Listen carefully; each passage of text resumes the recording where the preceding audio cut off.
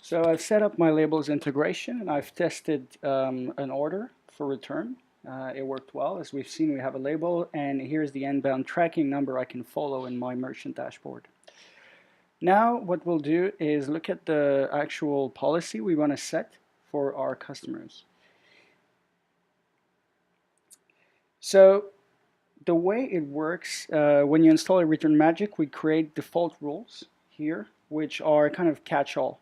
So, so you can choose again here between store credit, refund, exchange, and then you can decide what customers will see in terms of, can they get a free return? Is there a fee? What's the return window, and so on. On top of that, you can create rules based on a number of dimensions, like country, right? So for example, you could decide to offer free returns only to US customers, or you could say we offer free returns only for damaged items, or for orders over a specific dollar amount. We also work with tags, so we'll take a look quickly in the second part. So let's say I want to set a simple rule here saying US customers. So you order country is United States. I'll save the rule. Great. So that's it. So what it means then is that any US customer will be given these options and anyone else will land into the default rules. So let's add a return option. For example, I want to offer free store credit to US customers. So you can choose here essentially the refund method you want to add. Whether you want a free return, charge the actual cost of the label, or charge the fixed fee that you can choose. In that case here, I'll choose free return.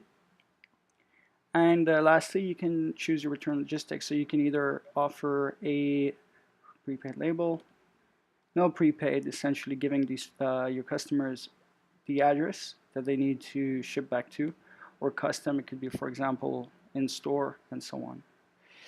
Now, the other interesting bits to consider is that you can play around with the return window. So what we see as merchants offering, for example, a cash refund for 14 days, but then extend the gift card refund for 60 or 90 days, right? You can decide to put the item in inventory, so automatically you don't need to do any updating. You could decide also to use manual approval in a specific case where before sending a label, you would want to check whether it meets specific parameters. So that's up to you. And then you can also decide to refund the order shipping fee. So that's when the order was first sent to the customer. For example, for a damaged item, you could say, okay, well, we'll pay for returns, but we'll also refund the original shipping fee.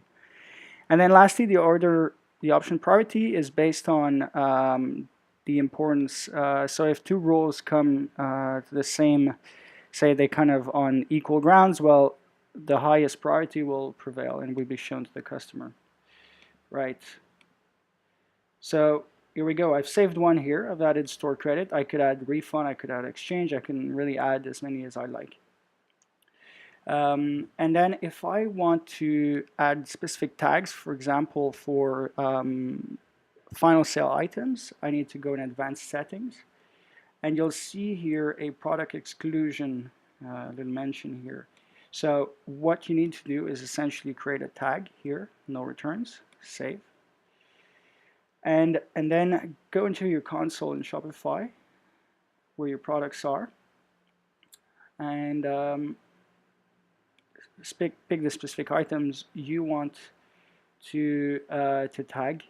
So as you've seen before, we couldn't return these shoes because they've already been tagged here. So if you add a tag here, customers will not be able to request a return in the first place.